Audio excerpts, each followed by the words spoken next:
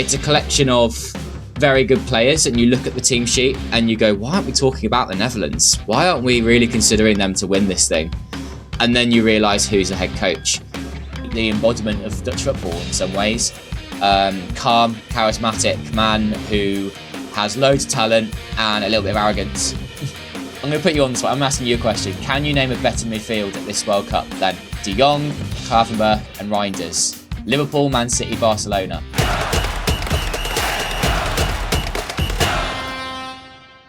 Welcome to Make Football Great Again, your definitive 48-nation roadmap to the 2026 World Cup. I'm Harry Brent, and over the coming weeks and months, we're going to be profiling every single nation heading to the tournament this summer to find out more about the countries, the cultures, the fans, the teams, and hopefully we'll uncover a few little secrets and stories along the way too.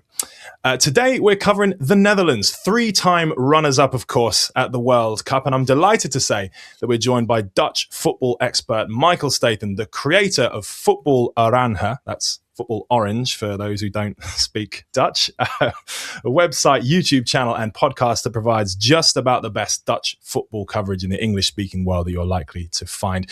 Michael, pleasure to have you on. How are we doing? Great, thank you. I always love talking about Dutch football and look forward to getting to this one. Lovely stuff. Well, in a second, we're going to learn all about the Netherlands and the team and what we might come to expect from them this summer. But just before we get officially cracking, I'm going to start with a segment I like to call One Truth and One Lie. So what I'm going to do, Michael, is I'm going to present two seemingly mental facts about the Dutch national team. One of them is 100% true. The other one is completely made up. I made it up this morning. And I just want you to decipher which is which. So we'll see how we get on. I'll read both sentences out, and then you can maybe just see which one you think is the true fact. So fact number one. During the 1994 World Cup, Netherlands manager Dick Advocaat believed that his players had lost their tactical discipline because they were eating ice cream, and so he banned it from the canteen. The players were so annoyed by this that they tried to smuggle in cornettos into their hotel room as if it was contraband. Fact number two. Following the Netherlands' heartbreak in the 2010 World Cup final where they lost to Spain, a Dutch member of parliament proposed a new law to ban the colour Spanish red from being used on any public buildings in Amsterdam. So, which one is the true fact? Did Dick Advocaat ban ice cream, resulting in the players smuggling cornettos into the squad, into the hotel?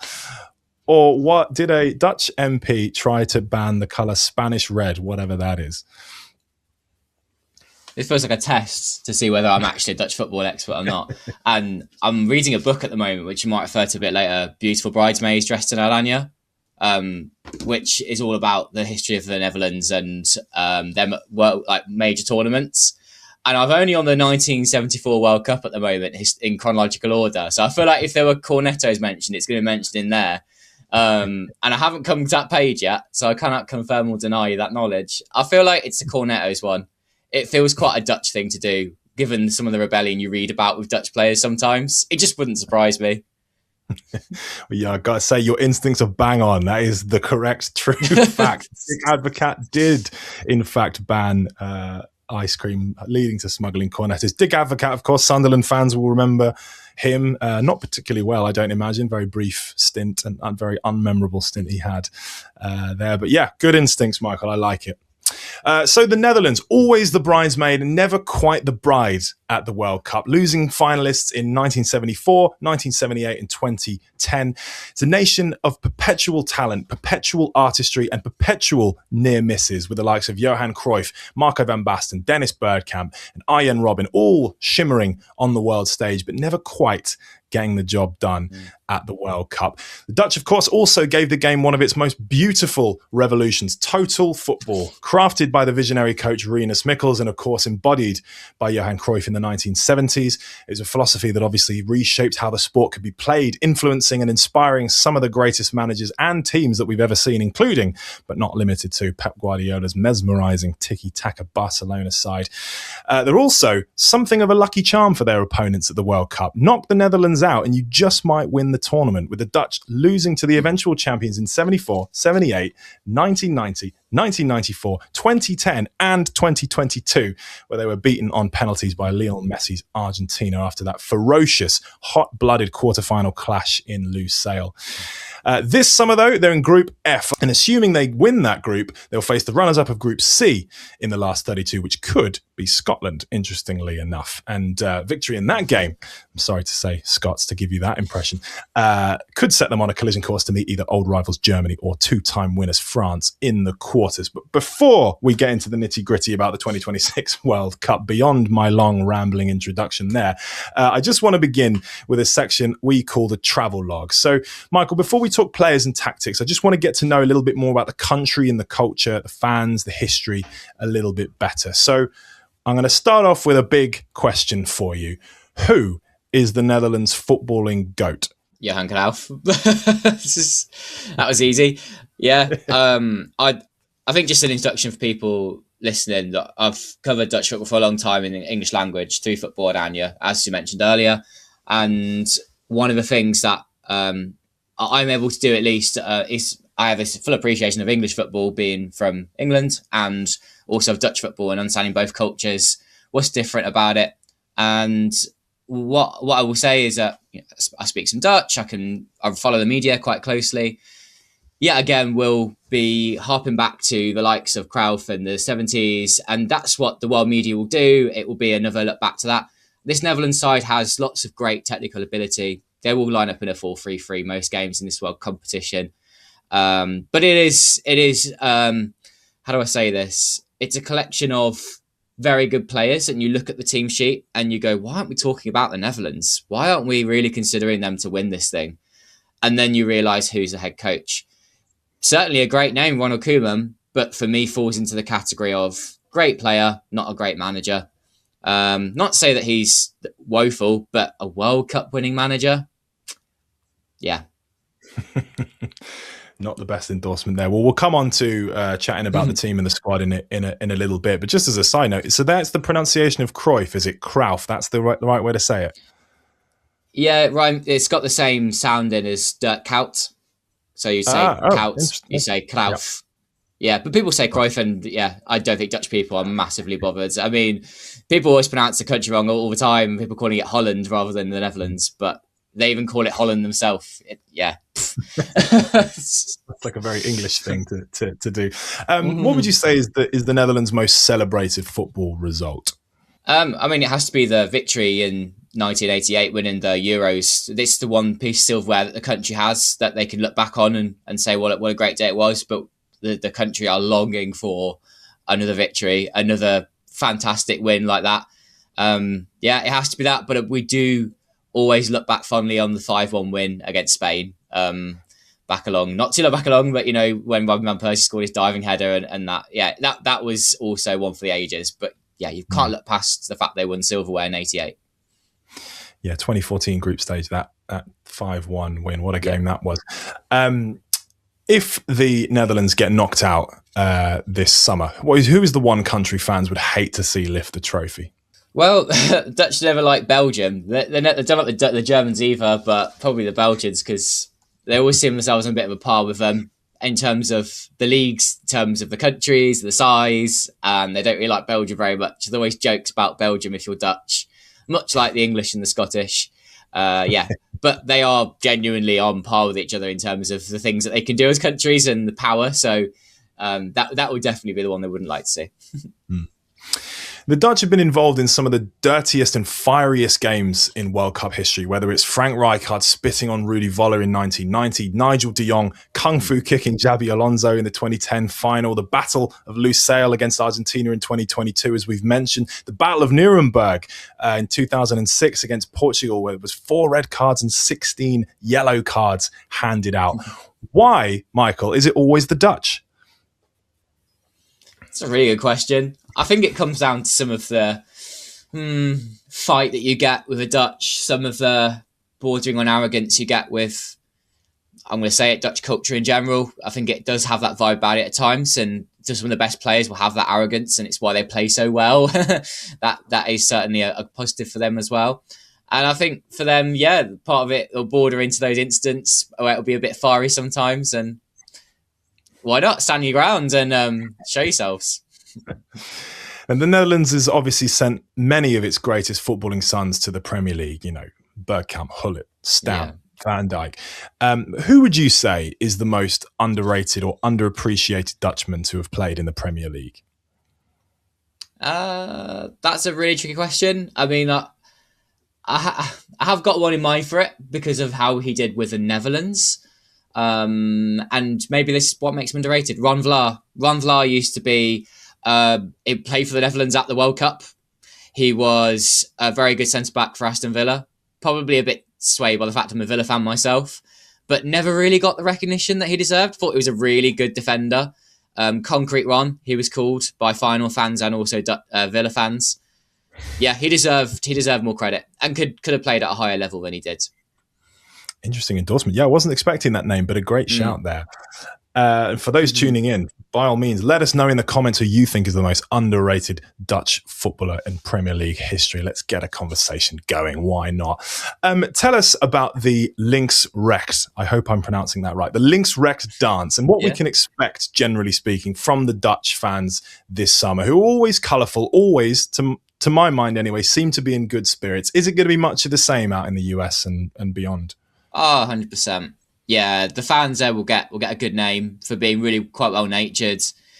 Their English speaking skills will be great, so they'll fit right in there in the countries they visit, and they will bring their colour. Like it's always orange. It's so bright, isn't it? And yeah, Links Rex, where all the fans move together from side to side in the streets of whichever country they're visiting. It's also always safe for a major tournament, isn't it? You never get this in the qualifiers. You only get this at a major tournament. It's one of the things that just love. Just love to see it. What in your mind? You're probably best placed to, as a Brit who is fully immersed in Dutch football, but Dutch culture as well. What is the one thing about Dutch culture that the UK desperately needs to adopt? I really like the fiery interviews that you get in the Netherlands, where the interviewer will just ask straight up questions, and they are really direct, and they'll just put the manager on the spot. And if you've got a Dutch manager there, then they'll answer quite directly back. And I just would like to see a few Dutch commentators come over to England, just stir the pot a little bit and just really ask a really, really difficult question. Making headlines. Yeah, I share that view 100%.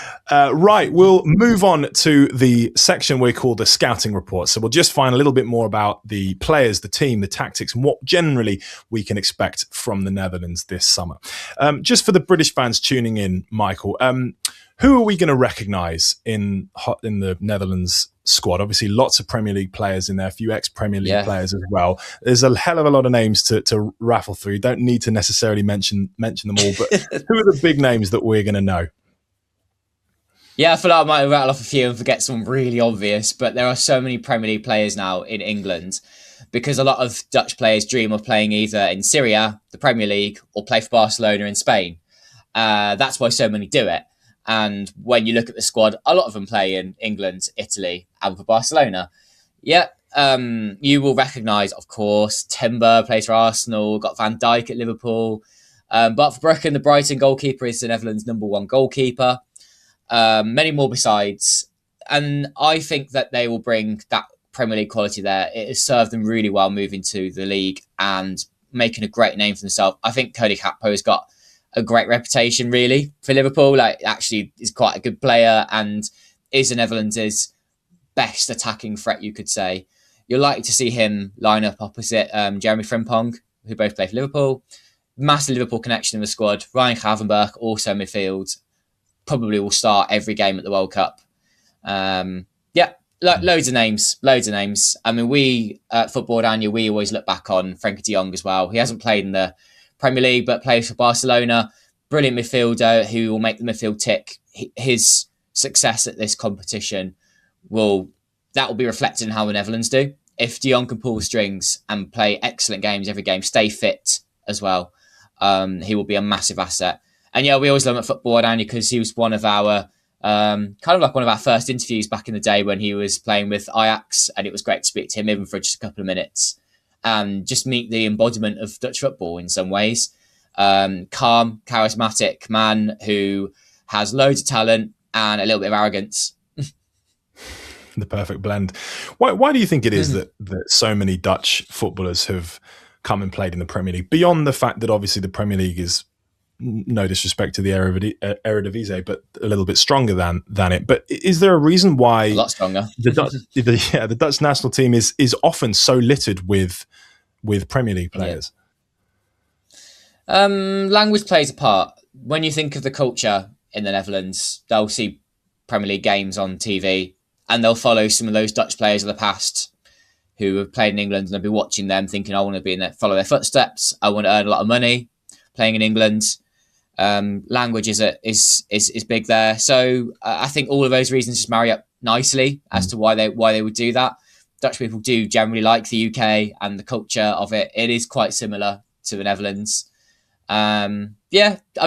Those generally will give you that culture aspect to that. But mainly that dreaming of being in the Premier League, and without doubt it being the strongest league. It has gone up a lot, I think, the amount of players playing in the league. We've noticed that on Football Oranje, we're covering a lot more of the Premier League because of that following. I can't remember the exact figure, but there's at least 20 Dutch players playing in the Premier League at the moment, and a number of them are in the Netherlands squad. So it's no surprise. Just looking at the group this summer, so Japan, Tunisia, and either Ukraine, Sweden, Poland, or Albania. How do you think the Netherlands are going to get on in the group? I can stick my neck out and say that I think they'll top the group, but it's after that where I worry for the Netherlands, and we can talk about that a bit later. The reasons why. I think they have got enough to get at least 7 points, maybe 9 points really out of this group. Japan pose the biggest threat. We know that because so many players play in the Eredivisie that are Japanese, and a couple of them can't even get into the Japanese squad, and they're quite good. A couple of them are in the squads, and we'll know the threats that the Netherlands have because they play in the Eredivisie, so it won't be a surprise. That will be the test, I think. But I'm not saying it'll be easy at all, but I just back the Netherlands to win those games and do what they have to do. I don't think that it will be particularly pretty. You've just got to look at the quality they have on paper in these kinds of games. Defenders coming out of their ears. Midfielders are so high quality. Right, I'm going to put you on the spot. I'm asking you a question. Can you name a better midfield at this World Cup than Jong, Gravenberch, and Reijnders? Liverpool, Man City, Barcelona. Yeah, well, I mean, you can't. It might be possible, but genuinely. Yeah, well, it's certainly right up there. I mean, I think there were a few teams in the tournament that have, quality. But you're right. Like, I think we certainly from an English standpoint, we don't look at the Netherlands and particularly think they've got the strongest 11. But you just said it there, that in midfield, that's few can top that. What would represent a good tournament for the Netherlands? Ronald Koeman said that his goal was obviously to win the thing, like everyone will say, but he said semi-finals would be a good competition, and I think we'd agree with that. But I believe Oranje fans are feeling more pessimistic generally about it. We will have blind optimism, and believe me, it's growing inside of me already, that we'll go and win the thing. But no, I mean, really, it's going to be really difficult when the Netherlands gets to those final stages. It could even be the first knockout game. It could end up being Brazil if things work out the way that they could do. And that could be an early exit. And it would sum up all of the problems that Koeman has had as Netherlands manager. I'll get into it now. Basically, we are lacking a striker. We have Memphis Depay, who I will always give credit for being the Netherlands' top goal scorer in their history. Quality player, but lacks fitness at times, hasn't really performed well at club level for many years, but always does well in an orange shirt. He doesn't really have the best ammunition around him. I've said how good the midfield is. It's brilliant, but then when you get to that final third, at times it can lose a little bit of forte. Defence as well, we're relying upon Van Dijk, who is ageing and getting a bit too confident, and it's actually causing him to make mistakes. Those are two problems in players' quality. But really, I still think if you had a world-class manager in charge of this team, it would do even better. Koeman has always struggled against top opposition.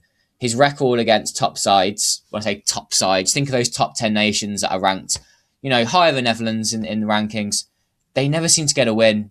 And we have seen a brilliant performance lately. The Netherlands played Spain in the Nations League. There was a fantastic 3-3 draw, for example, that showed the quality of the Netherlands do have. But it was another representation of, actually, no, they still didn't beat Spain after all of that. They just cannot get over the line in those top games. They might get a draw sometimes or have a good game, but it's just not enough. That's what Koeman lacks. He lacks the flexibility, the proactiveness to win these games. His substitutions tend to be too late or reactive. Why not start like that or think about that when it That's summing up in a nutshell the problems that the Netherlands have. It sits with Koeman. Yeah, it's interesting. I mean, you mentioned there, like in 2022, took Argentina all the way to penalties, but ultimately didn't get over the line. Took England to the end of extra time in the Euros in 24. Ultimately, just didn't make it. You've mentioned a few players already, but who is the Netherlands' talisman? Who's the guy they're going to be looking to this summer to lead them to glory, whatever shape that may take? Yeah, I mentioned Jong earlier. I still think it's him. We still want to see him perform at a really high level in the Netherlands' major competition. He did miss one. I can't for life off the top of my head remember which one it was now. He missed a major competition in his career so far, and he was sorely missed in midfield. And the midfield options then were quite thin on the ground, lacking quality. He has an opportunity this time round. Should he stay fit, touch wood, that this will be a tournament for him. And then maybe we can look at it a bit differently. If he's fit and playing really well, this may be the thing that they've been lacking all of this time in a major competition. The other talisman, a lot just does sit with Memphis, because being that main striker, he will be relied upon. We've had... like, his backup option is terrible. It's Wout Weghorst playing for Ajax, 35. This says it all. We're lacking striking options. We have a couple of promising talents coming through, but this competition's coming too early and they haven't been fit lately, so they're not able to get that momentum. I mean, they might get some gains for the World Cup, but it's not looking good to get them ready for it, to overtake Weghorst as a backup option, or even better, as a main striker to Memphis. But a lot, again, sits on his shoulders, Memphis, to score the goals. I may be second guessing you here, but is one of those players you were sort of referring to there, Emmanuel Omega at Strasbourg, who will be joining Chelsea this summer, but has been injured, of course, a lot this year? No, he's an exciting talent, and I'd love to say I'll want to watch. Look at Omega. Or as an alternative, Daniel Marlon, who did a good job already at Villa. He's gone to Rome as player as a main striker, so again could be an option. But it seems Koeman's still saying that no, Weghorst will be called up to the World Cup squad. But the guy hasn't played well at all this season. He's unfortunately he is getting towards the end of his career, and only seems to come on for those 10 minutes, and that will be it. He will come on as an impact sub. But if Memphis is suspended or injured for a game, you cannot rely upon Wout Weghorst to play a whole game up top. And then I'd much rather have Marlon with his dynamism and energy. Yeah. Is there a player in the Netherlands squad, or in contention for the Netherlands squad, who British fans may not be that familiar with, but might surprise people and announce themselves to the world at this tournament? It could be the tournament for Kees Smit, but I also realise that more recently his name has been mentioned a lot. And if there are any European football fans listening, they're probably like, "Oh, Smit, not that guy again. He's overrated." Because actually, it's getting to the point now where he was a little bit blown up in the early winter sort of time when he had the game against Crystal Palace. Everyone kept talking about him, and Palace wants to get him and all this. But look, at the end of the day, you've got De Jong, who is... his vision is fantastic. He sits deep, he picks the ball up and can spray passes out wide. He embodies that Dutch football, the way that we can play on the ball. Kees Smit will bring something a little bit different. And I think that as a young player coming to the tournament, he's someone Koeman has got his eye on. He plays for AZ Alkmaar. He is a number 8 or number 10 in midfield. Again, like I said, energy. He is more direct. He's got great technical ability. He is one of those players that will try and go box to box, maybe get a shot off quite often, cause problems. I really like him. I think he's a very good player. I mean, I am wearing an AZ jersey. I probably should say I'm a bit of an AZ fan, but again, a bit biased. But I like Smit. I think he'll get called up and be a wild card at this tournament, like how Memphis Depay was back in 2014. I tend to get my years mixed up when it comes to competitions, but I'm pretty sure that was the one where he came in as a youngster and made many people go, "Oh, who's this?" before he joined Man United. Virgil van Dijk has got a bit of a bulletproof kind of reputation in the UK for obvious reasons, but in the Netherlands, it's a little bit different. Yeah. So, I mean, you've already sort of touched on it previously, but, often criticised for his leadership, for his performances by, bona fide Dutch legends. Marco van Basten's done it, Ruud Gullit's done it, Van der Vaart, and I'm not sure you could necessarily call him a bona fide legend, but Tottenham fans may disagree. Why is that? And do Dutch fans share that scepticism about Van Dijk? Should say with Rafael van der Vaart, he's very respected in the Netherlands. He's quite a funny journalist and he features quite a lot on shows. Yeah, Van Dijk has not performed to the high level that we have seen and expected of him. There was a time when you'd have that stat of the fact he was never dribble past, but that's because of the way he plays. He's always backing off players, so of course he's never going to. And that's not held him in high regard lately because he'll sit off players and invite them on to take shots and have opportunities. Generally, can still be strong in the air, but I have found him not being as urgent, not being as quick decision making. It's just not quite there for him. We have so many centre back options that we simply have to replace him at this point to some different options. A year before, we should have been lining up successors. We're not. We're sticking with what we've got because Koeman thinks consistency is best. He's one of his mainstays. He's a captain, so he's going to play. At times, he can still do things really well, and we'll see a high level defending. But we've seen too many mistakes from him of late. I mean, in contrast, Mickey van der Ven's been criticised a lot at club level for Spurs. Hasn't played an international game for a long time. But when we look back to most recent Netherlands performances, Van der Ven's been epic at centre-back or left-back. And I suspect he'll play for that reason. It's unfortunate that Koeman seems to hold these reputations a lot of the time when he always says about how players should be in form and playing for certain clubs, but he won't replace them quickly enough. And like I said, he's not proactive enough. He'll be reactive after Van Dijk has 2 or 3 bad games at the World Cup. He probably will then drop him. Whereas we can kind of see this coming. And yeah, I mean, Timber, for example, Jurgen Timber, he'll likely play games at right back than centre back, but can play centre back exceptionally well. And we've got great right back options. So you'll end up seeing Timber on the bench at the moment. And that doesn't seem right. It doesn't sit with me. Is there a place in this team for Xavi Simons? At one point kind of considered the future creative heartbeat of the side, but obviously his slow start at Tottenham hasn't helped him. Where does he sit in terms of contention for this squad and for the team? Xavi Simons will come off the bench. He will be an impact player. I don't see him starting many games. He may start one a little bit like the game against England at the last major competition. He kind of played off the right and will support the midfield. But for me, isn't that starting option anymore. I'd much rather see Frimpong off the right because Simons doesn't play well off the right side. Hasn't ever had a good game for the Evans really off the right side. And then as attacking midfielder, I'd rather have someone like Reijnders in there. Though one of my co-hosts on Football Oranje disagrees with that and thinks Reijnders is good in midfield. And we've just got bounds of options in midfield for those two that sit together. But I like Reijnders in the 10 in those games where you need to, tougher games, basically. I like him in there. I think he's got enough of a goal threat to play in that position. Otherwise, then we lack options in the 10 position. But yeah, Simons to me, impact player, if anything. I don't hold him in that high regard, unfortunately, at the moment. For the Netherlands. Well, you mentioned you lack options in the 10 position. I'm going to give you a hypothetical. You get to turn one England player Dutch for this World Cup. Who are you picking and why? Harry Kane. We need a striker. Simple as, yeah. Yeah. We could say a 10 option and we could say a winger, but no, we need someone that can make opportunities as well. He doesn't just score goals, he makes opportunities, and that's what we'd like to see more. He's more consistent.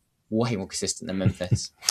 Lovely stuff. Right, well, we'll just wrap up with a section of quick fire questions. So I'll just throw a few rapid fire questions your way. Just let me know the first thing that comes to your mind.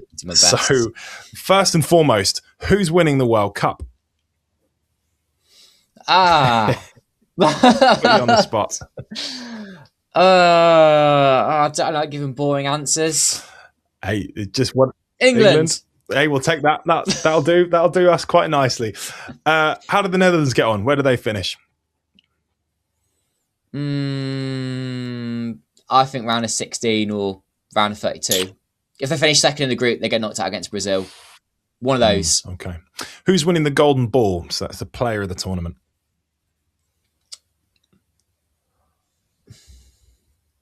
Pass. Could be anyone. And what about the Golden Boot? I think if England win the World Cup, it'll be Kane. Pretty good chance. It could just be their time. Johan Cruyff or Marco van Basten? I mean, you've kind of already answered that earlier. Mark Overmars or Arjen Robben? I grew up watching Robben. Clarence Seedorf or Edgar Davids? Or Edgar Davids. I've noticed he pronounces it David, so I probably should say Davids. Yeah. Seedorf. Ruud van Nistelrooy or Robin van Persie? Van Persie the player, not Van Persie the manager. Terrible manager. Virgil van Dijk or Jaap Stam? Van Dijk. And lastly, mandatory total football or a trophy by any means necessary? Trophy by any means necessary. Interesting. And finally, to officially wrap up this episode, what is your controversial / outrageous prediction for the World Cup? Doesn't necessarily have to be about the Netherlands, but hit us with it. The Netherlands win the World Cup. Fair enough. Yeah. By the way, I must give a quick shout out to Curaçao because they will be at the tournament too, and the Dutch follow them really closely in media. There's a lot of Dutch links with the country, and people will be really excited to see them too. So they'll be covered a lot in the Netherlands, and we'd like to see them pick up at least one result. Fingers crossed. Here's hoping. Brilliant. Thank you very much, Michael. Really appreciate you joining us. Well, that does it for our preview of the Netherlands. Let us know in the comments how you think the Dutch will get on at the World Cup this summer. And join us next time for more stories, insights, and deep dives as our global scouting mission continues as we count down the days towards the FIFA World Cup this summer. Until next time, keep making football great again.